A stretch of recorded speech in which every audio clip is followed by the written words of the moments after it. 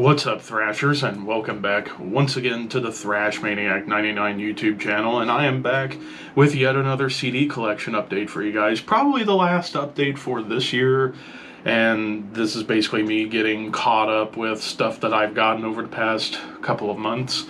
So this update is going to pretty much contain both stuff I got while I was on my big 2-week vacation at the end of October heading into November, as well as stuff I got from Relapse Records' Black Friday sale. I didn't go crazy on the Black Friday shopping this year, but next year I'll probably go even bigger and go to more places.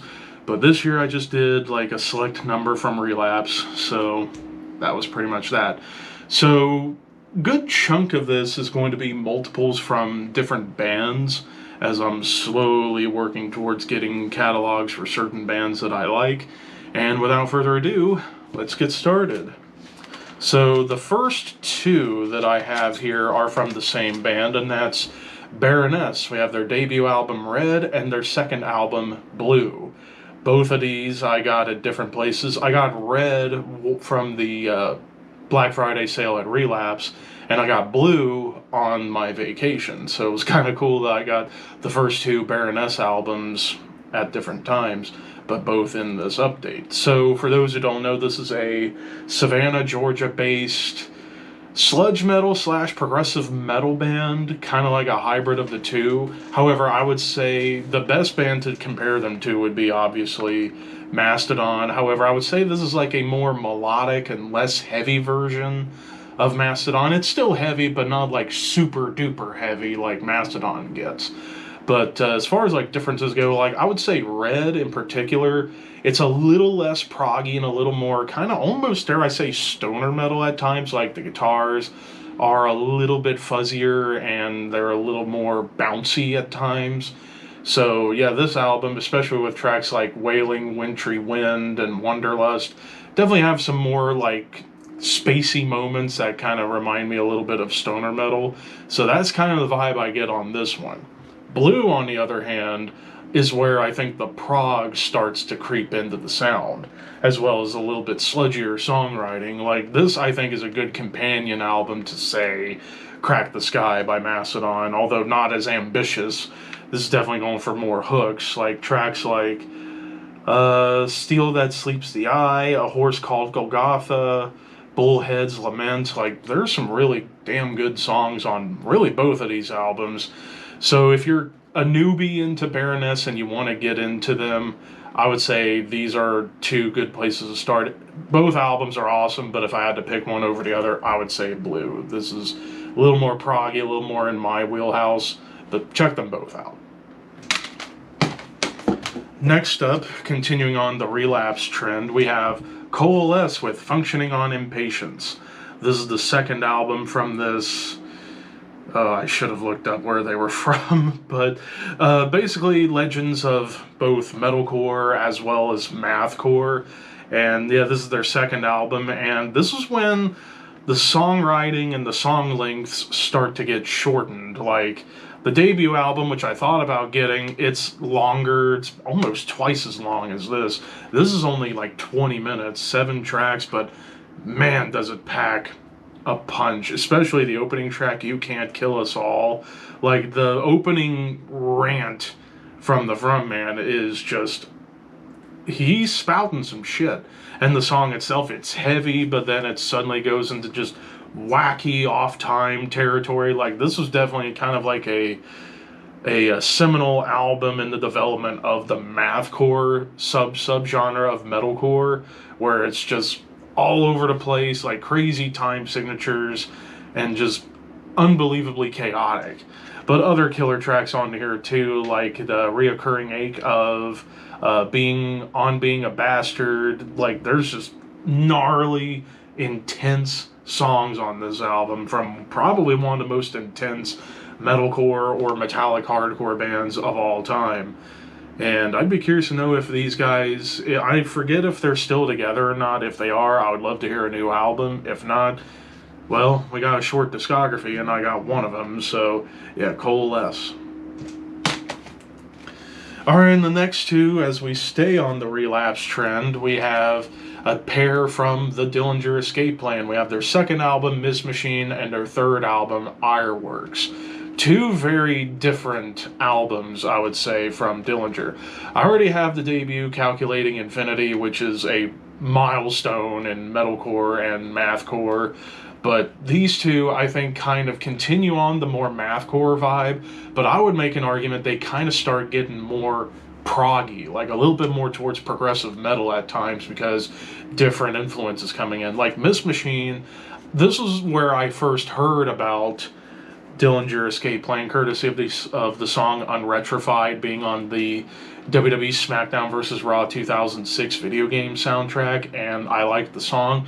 Very different from anything else this band has done. Like, it's a more like electronic, almost progressive song with melodic vocals and very few screams. But there are some other killer tracks on here, like Baby's First Coffin, The Perfect Design, Highway Robbery. It's still intense, although it kind of comes off at times a little bit more punky at times. But it's still heavy and it's still pretty metal, even if it's just unbelievable chaos and also getting a little bit more lavish in their songwriting. However, Ironworks, I would say, kind of takes what they did on Miss Machine, but makes it a little heavier, but also a little more melodic.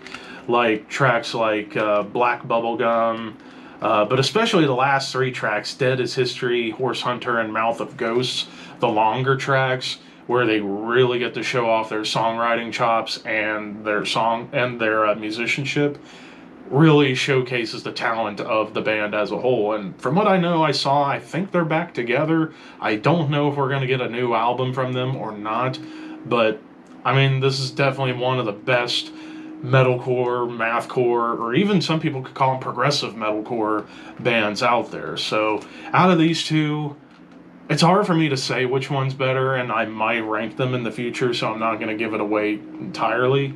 But yeah, these are both killer.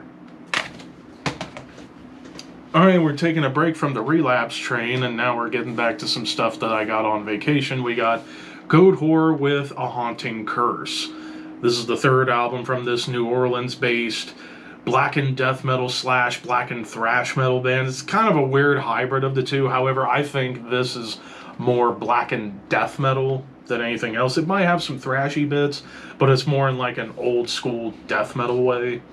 And I've been needing to get this album for quite a while, and I would make the argument this is probably the best Goatwhore album out there, as, man, the songs just really unleash hell. Like tracks like the title track, Alchemy of the Black Sun Cult, Bloodletting Upon the Cloven Hoof.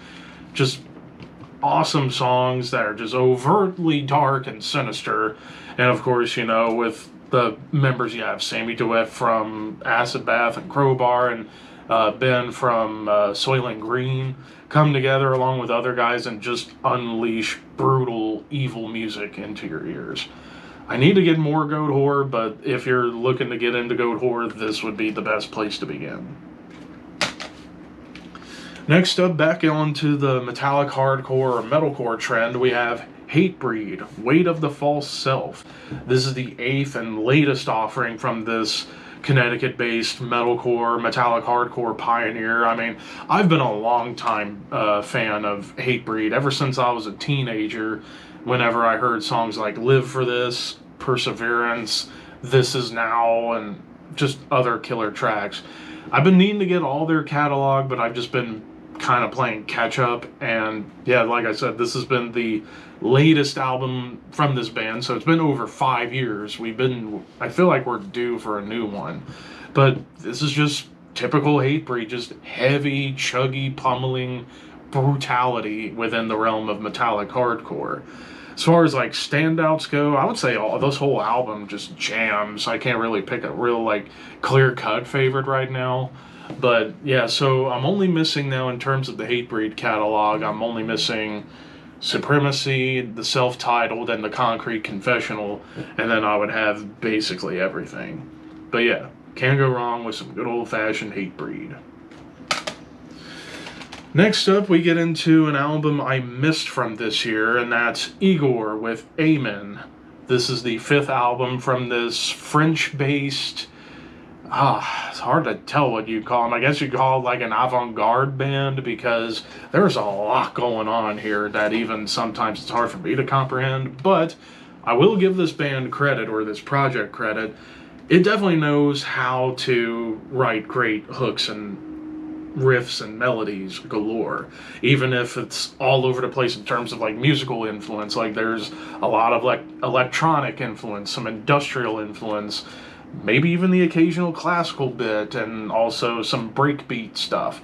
But you get plenty of metal on here, like prog metal, black metal, death metal, all over the place. Tracks like Blast Beat Falafel, Mustard Mucus, which is interesting.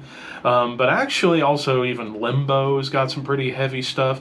But actually Ancient Sun, I actually liked the stuff I heard on it. It's like got some really cool acoustic play. I believe that was the track.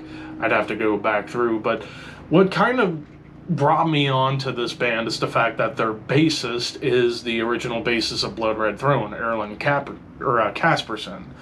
And I'd like to get him on my podcast at some point and pick his brain about bass playing. But yeah, this is a really strange but yet really fun album, to say the very least, and I actually might check out more from this band. So I would say, if you like, as far as the metal lenient stuff, probably like Meshuggah, Gojira, arguably even at times like Morbid Angel when it gets at its heaviest, check this out. This is some pretty interesting stuff.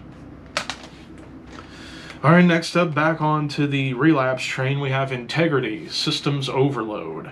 This is the second album from this legendary Cleveland-based metallic hardcore, metalcore band. And yeah, Integrity has always been one of those like early metalcore bands that I've kind of lost along the way, even though it's kind of a crime since they're from Ohio, my home state. But I figured, okay, I want to get some Integrity, but I couldn't figure out where to start. And I figured, how about I start with probably their most well-known album with Systems Overload, because this one, man, does it get heavy, especially on tracks like the title track, the Screams, Unveiled Tomorrow, Salvation's Malevolence. Like, yeah, definitely this band, I would argue, is maybe a little bit closer to hardcore, on the hardcore side of metalcore, but it's still very metal, it's still super heavy, and yeah, this is a band I feel more people should definitely give a shot at. So yeah, check this out. This is actually a good place to start if you want to get into some Integrity. Alright, next up, and this is actually interesting. So next up we have Mirador, self-titled. This is the debut full-length from this British blues rock / hard rock band. The only reason I got this one, I actually was given this for free at a record shop down in, I'm trying to remember, like in Destin, Florida, like right close to Pensacola and Panama City Beach.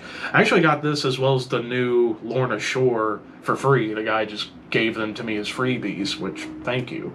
But yeah, I gave this a quick listen, and it's fun. It's fun, like old school blues rock, hard rock, like very 70s based. In fact, the guitarist is actually the guitarist from Greta Van Fleet, which I will admit, not a super fan of that band. I give them credit for one to keep like a Led Zeppelin based sound alive, even if it comes off as a little bit strange.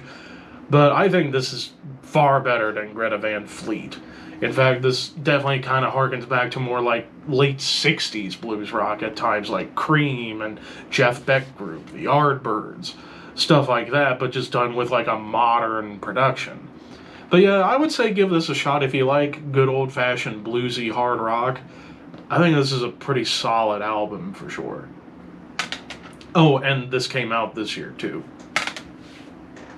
Alright, now the next three are all going to be from the same band, and that is Misery Index. We have their second album, Discordia, which I've been needing to get into more Misery Index and get the rest of their catalog, because prior to now, I only had the debut album, Retaliate, and their last album, Complete Control. And I'm a fan of Misery Index, especially through that last album. Actually, the last two, because Rituals of Power was really strong as well. But yeah, this one, I would say, is a little bit more on the grind side of their death grind sound. In case you forgot, this is a Maryland-based death grind band. But I would say this album might be the most grind-oriented I've ever heard Misery Index. Like tracks like the title track, Partisans of Grief, Theocracy. Like, there are some very aggressive, grindy tracks on here. You still definitely get a lot of death metal on here, no doubt, but I would say this is more like 60% grind, 40% death metal. But still, it's a killer album. And then we get their follow-up, album number 3, with Traitors. Or actually, no, this was Traitors. Why did I have them confused? Here's Discordia, and I was just talking about the third album, Traitors. I'm going to leave that in because it's funny. But here's the second album, Discordia, and actually I would take that back. Like I was trying to get at, this is the most grindy out of the 3. Traitors, I think, was where more of the death metal starts coming in. But Discordia, like the title track, Dystopian Nightmares, Outsourcing Jehovah, still just absolutely gnarly and heavy. But then we get to the fourth album, Heirs to Thievery, and I think this is really where a lot of the grind kind of gets stripped away. Not entirely, like it's grindy in the intensity and in the blasting, but songwriting-wise, I think they get far more into death metal. Like, especially tracks like The Carrion Call, like you get some like cool death metal grooves and double time stomps, kind of like Bowl Thrower. But also the title track, Plague of Objects. Why couldn't I say that word? But yeah, just killer albums all across the board right here with all 3 of them. But yeah, so now I am only missing 2 albums, Killing Gods and Rituals of Power, to complete the Misery Index catalog. But yeah, definitely check them out. Alright, next up we have Mors Principium Est with 7, which is ironically enough the 7th album from this Finland-based melodic death metal band, which I only got into with their most recent album, which I thought was pretty good. Actually, it would have made my year-end list if it was a bigger list. But I checked this out, and it's very close to like the last album, although I would say this one's maybe a little bit heavier in terms of the guitar tone, like March to War, Master of the Dead, The Everlong Night. Like, there's some heavier riffing, but the melodies are still very, very strong. So obviously I still need to dig further into this band to really get the full picture of them. But still, this is some really solid stuff from one of the better Finnish melodic death metal bands out there. Next up we have Mother Love Bone, Apple. This is the lone studio full-length from the Seattle-based grunge, alternative rock, alternative metal, glam metal. It's a weird hybrid of all that stuff. But yeah, this is, of course, a famous album because this came out in 1990, so this was right when grunge was about to start to break out into the mainstream, and also the death nail for glam metal. This album kind of sits in between the two sounds because there's definitely some songs on here that would definitely be fitting for like the LA Sunset Strip scene, but also a lot of songs that fit in the Seattle scene. And for those who don't know, at the very least, 2 of the members, Stone and Jeff, both would later, like pretty much after this album dropped, would form Pearl Jam because, well, unfortunately, frontman Andrew Wood would pass away in 1990. I believe it was 1990, might have been 1991. And that led to the end of this band, and Stone and Jeff would form Pearl Jam not long after. But yeah, this is a great album for a one and done album due to tragedy, but this definitely, I think, inspired the Seattle scene to really go for it in terms of breaking out into a bigger audience. So if you are a fan of there's a lot like Pearl Jam, but also even like I would argue Rat and bands like that, I'd say give this a listen. Next up we have Mudvayne, LD50. This is the debut full-length from this I forget where they're from again, but American band, nu metal legends, of course, mainly because of this album, which I will admit I used to be a fairly big fan of Mudvayne growing up, particularly by their third album, because of a couple songs I remembered on the radio or hearing on TV, but this is clear out in the way the best Mudvayne album, and maybe I'll get the second album, but this is easily the best. I mean, everybody knows Dig, that song is just heavy with killer bass work. I mean, there's killer bass work across this whole album, but other killer tracks like Death Blooms, Severed, Prod, just aggressive as all get out. Clean vocals, maybe not the strongest clean vocals out there, but man, the growls and screams are just filled to the brim with intensity. And of course, really the highlight of this album, in my opinion, is Ryan Martiny's awesome bass work. But yeah, if you're a fan of early nu metal, or at least nu metal bands' debuts, this is an essential one for damn sure, and one of the heavier nu metal albums out there. Alright, next up we have Nirvana 2002, recordings 89 to 91. This is a compilation album put together by Relapse Records that was released in 2009 of everything that this band did. So for those who don't know, this is a Swedish death metal band that initially were going to go with the name Nirvana, but found out there was, of course, the Nirvana we all know from Seattle, so they added the 2002 moniker to it, and well, this is a compilation of basically everything this band did, primarily promo recordings, a few live tracks, rehearsals, and remixes from like an EP, I believe.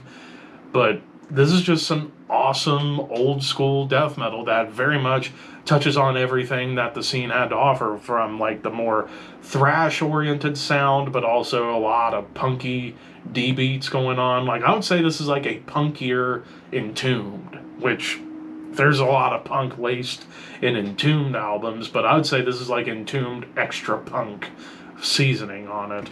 But like tracks like Zombification, Slumber, Further Beyond, like those would be some of the main standouts. And there's like different versions of some of the songs, particularly Slumber, Zombification, and The Awakening of. Like those are actually were the same songs but with two different mixes. Like the first three versions of it are a 2009 remix, and then the final three versions are more of the original mix, and then hell, there's even a rehearsal version of The Awakening of. So yeah, there's some really cool stuff on here, and if you're looking into getting some obscure compilation albums, this would be a good one to grab. Alright, next up we have Primus, Sailing the Seas of Cheese. This is the second album from this San Francisco-based funk metal, alternative metal, progressive rock, hybrid. A strange band, obviously, but a famous and killer band at that. Of course, Les Claypool, Larry Lalonde, and I believe, I'm trying to remember the drummer's name, Tim Alexander, I think. But just that trio just created some really fun music. I first heard of Primus courtesy of the song John the Fisherman, as well as Jerry Was a Race Car Driver, both from different video games, but I got into a couple other songs on here, primarily Tommy the Cat. Like that, those bass lines on that song and just the comedic tone of that song is just awesome. Mainly Jerry Was a Race Car Driver and Tommy the Cat would be the two main ones for me. At least getting into Primus would be important, but I'd say check it all out. It's really, really fun. Next up, back on nu metal debuts, if you want to call them nu metal, Static X with Wisconsin Death Trip. This is the debut album from these legends of also industrial metal. I would say they're more industrial metal than nu metal, at least in my opinion. But I always jammed early Static X. Like the first two albums would be the main ones to get into for Static X. I know my boy Kamikaze Games is a massive Static X fan. So if he sees this and he saw I got this, I bet he's giddy, like, oh my god, he finally got it. But yeah, like, killer songs on here again. Push It, I'm With Stupid, Bled for Days, Love Dump. I mean, just classic late 90s stuff right here. I believe this was 99? Yeah, 1999. But yeah, I know my brother Rue, he was huge into Static X back when he was late teen and into his 20s. But yeah, this would be a seminal album for sure to kind of bring back memories of my brother. And last but not least, we're going in a different direction. We have the Guardians of the Galaxy Volume 3 soundtrack. So, for those who don't know, I'm a huge fan of the Marvel Cinematic Universe films, and I can't wait for the next few movies, Spider-Man Brand New Day, and the next two Avengers movies, Doomsday and Secret Wars. But I already had the first two movie soundtracks, which I absolutely love. Kept forgetting to get this one for the longest time, and then finally I decided to say, fuck it, I'm going to get it. And I'm glad I did, because this is an awesome soundtrack that kind of blends oldies as well as a couple of modern songs. But some of the choice cuts, the acoustic version of Creep by Radiohead, Crazy on You by Heart, Since You've Been Gone by Rainbow, We Care a Lot by Faith No More, I'm Always Chasing Rainbows by Alice Cooper, Badlands by Bruce Springsteen, and of course No Sleep Till Brooklyn by the Beastie Boys. Those would be the main tracks for me personally that I really loved, especially Faith No More and Beastie Boys. Like, two of my favorite songs growing up as a teenager. But yeah, awesome soundtrack, and if you love the Guardians of the Galaxy movies, I say get all three of their soundtracks. They're all amazing. And that does it for this update, ladies and gentlemen. So that's going to do it for updates for the rest of this year. And hopefully I'll get some stuff for a future update in January. But what's your guys' favorite album from my stack? Let me know in the comments below. Don't forget to like, comment, share, subscribe, all that fun stuff.